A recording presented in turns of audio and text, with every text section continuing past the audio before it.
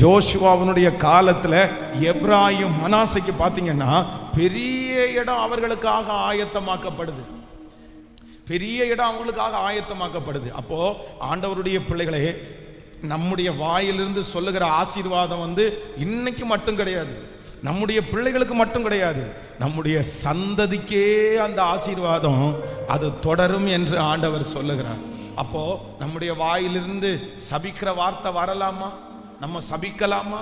இவ்வளோ பெரிய பிளஸ்ஸிங் ஆண்டவர் நமக்கு கொடுத்துருக்கிறார், எவ்வளோ பெரிய ஆசீர்வாதத்தை தந்திருக்கிறாரு. அதனால எவ்வளவு இனி யாரு நம்மளை ரொம்ப டெம்பர் பண்றது மாதிரி பேசினாலும் இந்த கிருபையை ஆண்டவர் ஒருத்தர் மட்டும்தான் நமக்கு தரணும். பரிசுத்த ஆவியானவர் தான் நம்மளை கண்ட்ரோல் பண்ணி நடத்தணும். அதனால தான் இந்த பாட்டு பாடணும். வல்லமையின் ஆவியானவர் எனக்குள் வந்துவிட்ட காரணத்தினால் பொல்லாத சாத்தான நான் துரத்திடுவேன். அவர் கட்டுப்பாட்டின் ஆவியானவர் என்னை கண்ட்ரோல் பண்ணி ஆண்டவர் நடத்துகிறவர். ஆமென். அம்மாவுடைய மனசு அப்பாவுடைய மனசு பாத்தீங்கன்னா சீக்கிரமா நீங்க இறங்கிரும், சீக்கிரமா இறங்கிரும். இப்போ கோபத்தின் மிகுதியில சபிப்பீங்க, ஆனா அடுத்த நிமிஷம் உங்க பிள்ளை அம்மா அப்படின்னு கூப்பிட்டா போதும், அப்பா அப்படின்னு கூப்பிட்டா போதும், உடனே நீங்க இறங்கிடுவீங்க. அவ்வளவுதான். ஒரு சாப்பாடு வாங்கி கொடுத்தா போதும், நல்லா இருக்கிறியா அப்படின்னு கேட்டா போதும், உடனே மனசு இறங்கிடுவீங்க. ஆனா நீங்க என்னதான் மனசு இறங்கினாலும் உங்க வார்த்தையை எடுக்க முடியுமா? நீங்க சொன்ன வார்த்தையை எப்படி எடுக்க முடியும்? எடுக்க முடியாது.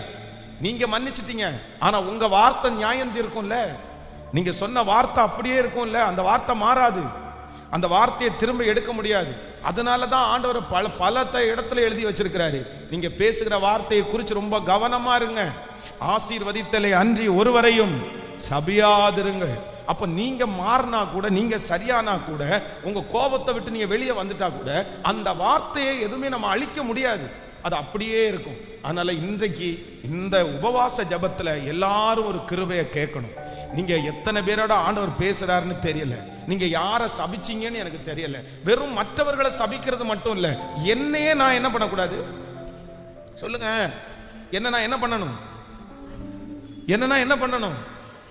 என்னை பார்த்து நான் எப்பவுமே கெட்டவன் சொல்லக்கூடாது. கெட்டவன் மீன்ஸ் என்னை குறித்து நெகட்டிவே நான் பேசக்கூடாது.